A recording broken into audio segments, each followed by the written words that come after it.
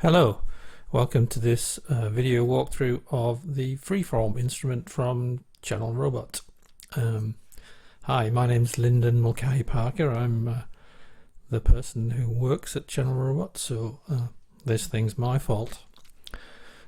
So if you don't like it, you can blame me. If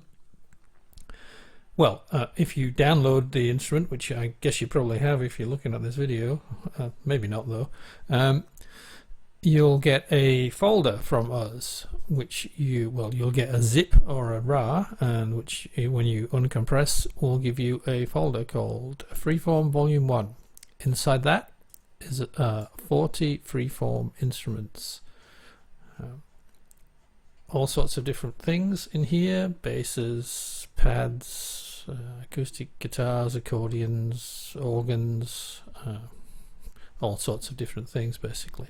Well, I'm just going to use one semi-random doogie, which is a kind of electric piano sound.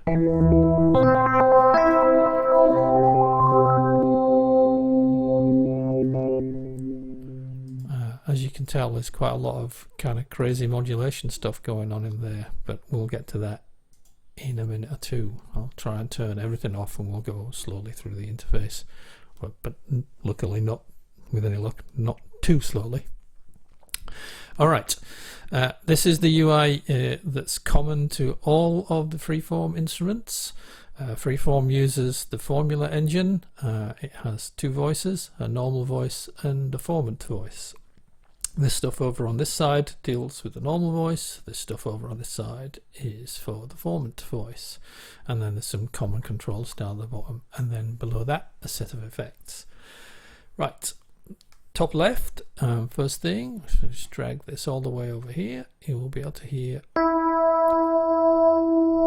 that you can repitch the sound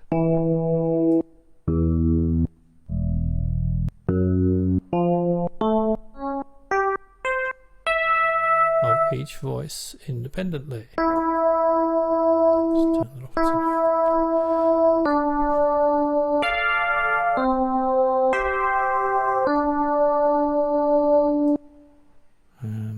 If we mix these two things together,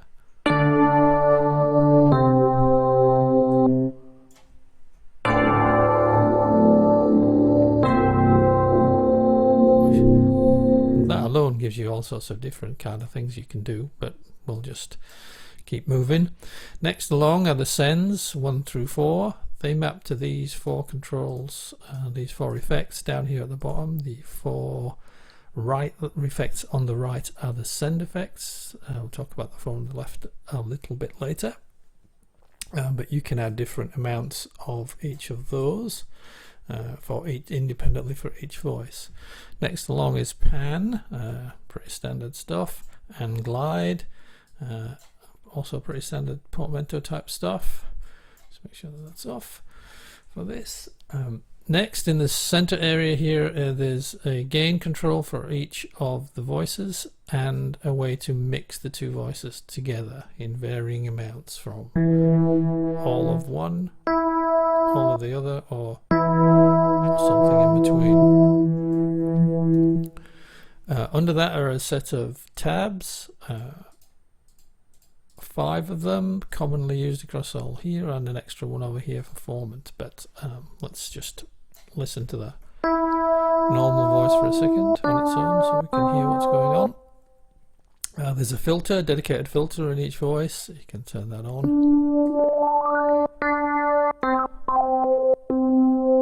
Frequency resonance, it's got its own dedicated LFO.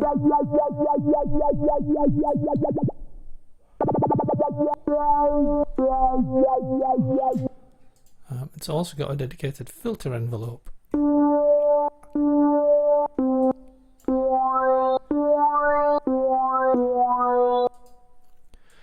Next is what is called volume envelope here, but is really just the attack and release component of the voice.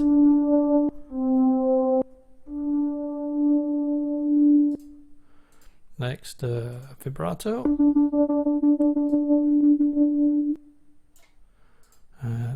Turn that off. And then tremolo.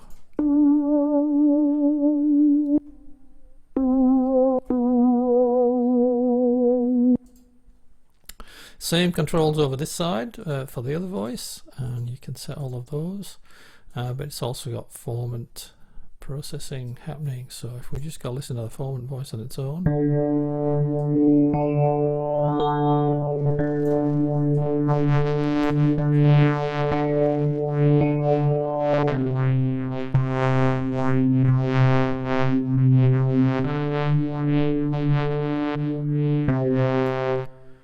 so you can set that.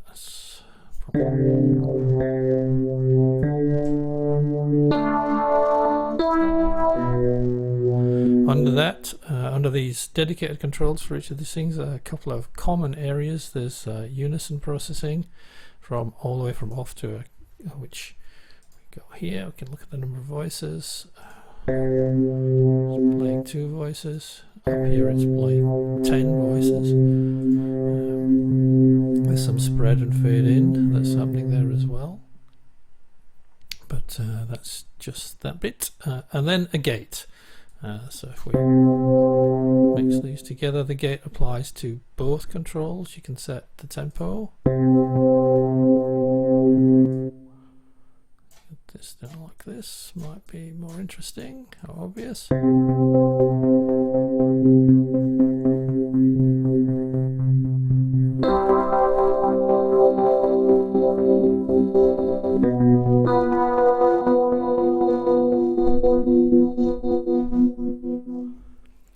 Below that are a set of controls. As I said, these 4 are all about dealing with the sends. These 4 are dedicated. So there's 4 controls dedicated to the normal channel, and there's 4 controls dedicated to the formant channel. So if we put this over here and turn this screamer on. Let's turn the gate off.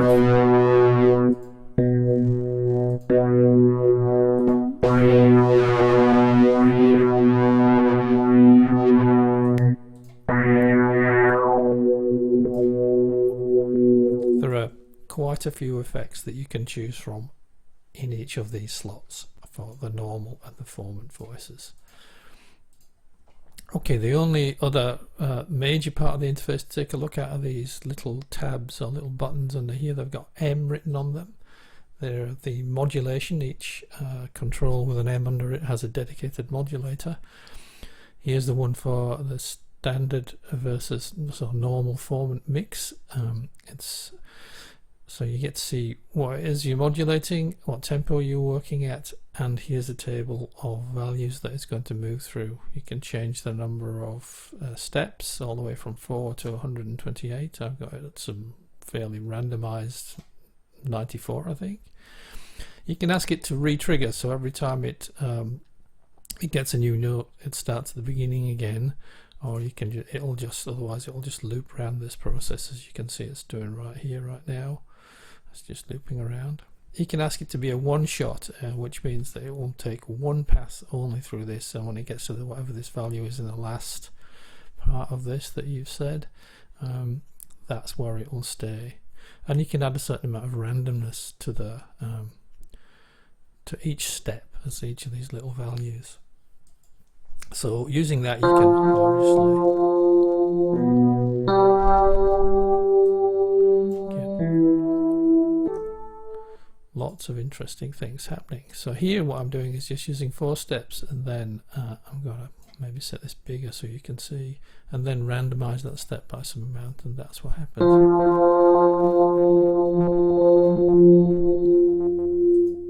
I'm doing the same thing here. Go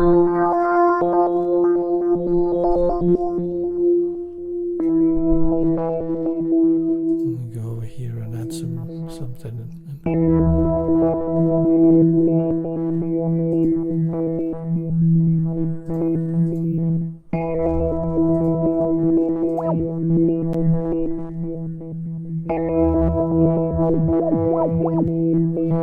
Do the same for essentially anything you want, really.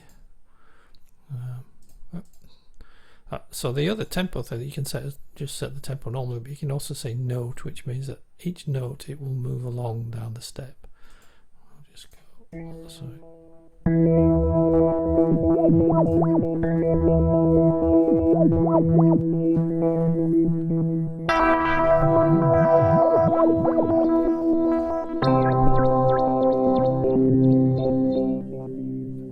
As you can hear, there's some fairly out there noises you can make with it. Okay, so that's really most of the interface. Each of the instruments in the pack comes with at least one default snapshot of itself that you can use.